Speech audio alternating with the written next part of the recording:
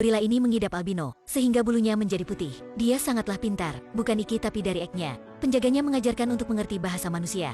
Dia akan dengan serius memperhatikan.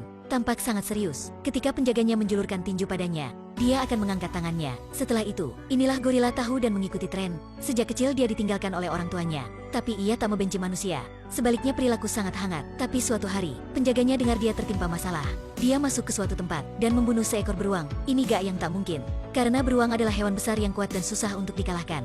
Ketika penjaga menemukan gorila, dia gemetar dan bersembunyi dalam goa. Ketika dia memanggilnya keluar, astaga, gorila ini menjadi 2 kali lebih besar dari sebelumnya. Tapi sekarang tumbuh lebih besar lagi.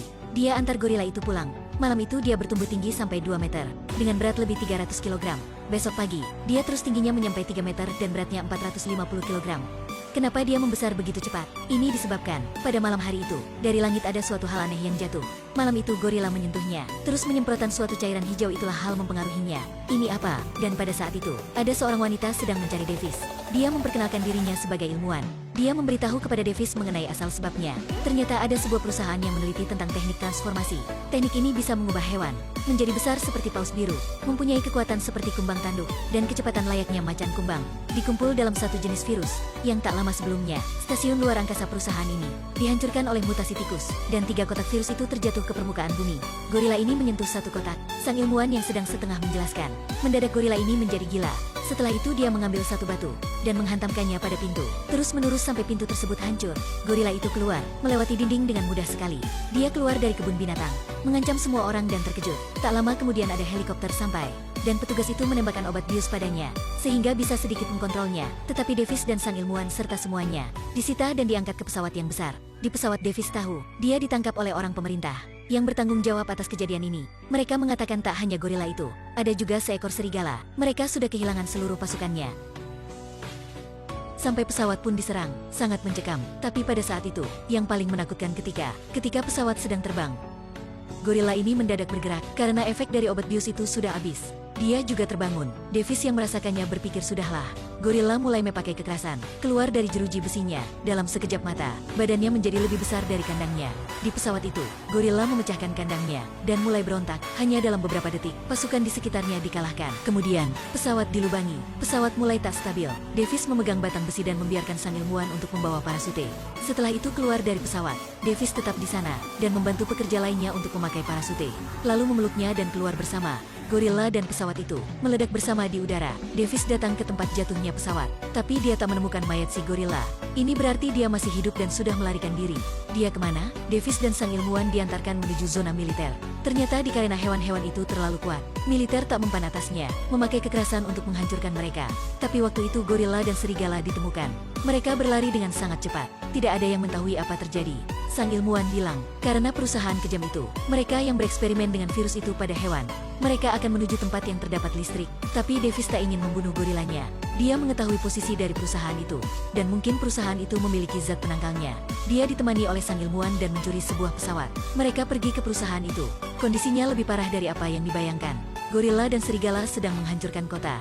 Hanya perlu meloncat, sudah bisa menangkap pesawat. Hanya dengan tangannya, tank di baliknya, tentara tak bisa melawan mereka. Yang lebih menakutkan lagi adalah, di sungai muncul raksasa ketiga. Seekor buaya super yang menakutkan. Dia lebih besar daripada 2 lainnya. Setiap raungan itu seperti dinosaurus. Setiap gerakannya juga membuat suatu guncangan. Hanya menginjak sudah membunuh 3 orang. Membuka mulut dan langsung menggigit pesawat. Davis tahu, tentara tak bisa buat apa. Terpaksa untuk mencari zat penangkal tersebut. Akhirnya dia dan sang ilmuwan menemukan zat penangkalnya di perusahaan itu. Tetapi kurang beruntung mereka tertangkap. Mereka menembak Davis, membawa sang ilmuwan ke lantai atas, dan bersiap untuk melarikan diri dengan helikopter. Pada saat itu, si raksasa ditarik oleh listrik. Dia memanjat ke lantai atas. Meskipun perhitungan bagaimana, akhirnya perhitungannya juga salah. Gorila memanjat dengan sangat cepat ke lantai atas sebelum 2 ekor lain. Bagaimanapun dia juga memiliki darah monyet. Dia memegang pesawat, mulai terus-menerus memukul-pukul. Waktu itu Davis sampai dan menyelamatkan sang ilmuwan. Tetapi wanita itu ingin membunuh mereka. Davis berteriak kepada George. Gorilla pun sampai. Bicara dengan pelan tetapi aksinya sangat cepat. Sang ilmuwan itu ambil penangkalnya. Wanita tersebut ditangkap gorila, melempar seperti buah-buahan, dan masuk mulutnya. Meskipun masih ada rasa kemanusiaan, tapi sifat buasnya semakin meningkat. Buaya menerobos dinding, sehingga gedung tersebut hancur. David bersama sang ilmuwan menaiki pesawat. Pesawat bergerak dan perlahan meninggalkan gedung itu. seperti seluncur salju, ketika gedung tersebut roboh dan menimbulkan asap dan debu. Pesawat secara perlahan ditelan olehnya, dan akhirnya mereka tetap hidup. Pada saat itu, gorila itu juga muncul. Ketika David mencoba mengucapkan salam, dia menunjukkan respon yang baik. Mungkin vaksinnya bekerja. Dia kembali ke karakter yang sebelumnya. Waktu itu kedua monster lain juga terbangun. Satu peperang besar dimulai. Jangan lupa film ini masih ada satu raksasa. Itulah David. Dia kenakan senjatanya, melawannya bersama dengan gorila. Waktu itu mereka baru menemukan buaya raksasa tersebut meraung layaknya dinosaurus. Dia berlari menuju gorila. Untungnya gorila pintar dan memakai alat dan memukul muka buaya. Buaya dipukul, tapi serigala juga sampai. Berjuang beberapa kali, gorila menangkap si serigala dan melemparnya keluar. Tak terduga,